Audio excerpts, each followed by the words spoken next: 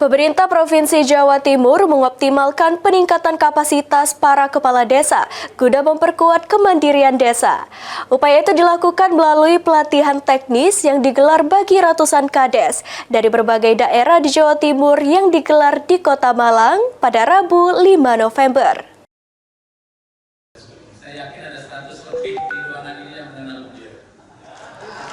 Pemerintah Provinsi Jawa Timur menggelar pelatihan teknis bagi ratusan kepala desa dari berbagai daerah di Jawa Timur di Kota Malang pada Rabu 5 November. Pelatihan tersebut bertujuan untuk mengoptimalkan kapasitas para kepala desa guna memperkuat kemandirian desa. Melalui pelatihan ini, Pemprov Jatim berharap wawasan para kepala desa semakin luas, terutama terkait regulasi-regulasi terbaru yang dikeluarkan pemerintah pusat maupun pemerintah provinsi. Selain memperkuat tata kelola pemerintahan desa, kegiatan ini juga menjadi ajang berbagi pengalaman antar kepala desa agar mampu menemukan solusi terbaik dalam menghadapi berbagai tantangan di tingkat lokal.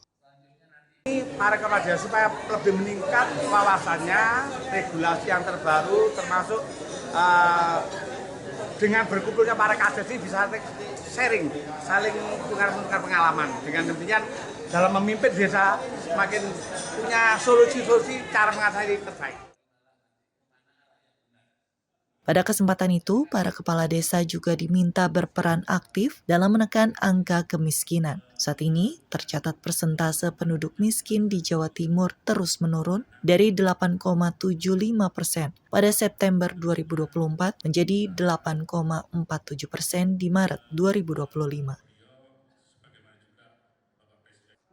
Dari Malang, Jawa Timur, Ahmad Saif Hajarani, Kantor Berita Antara mewartakan.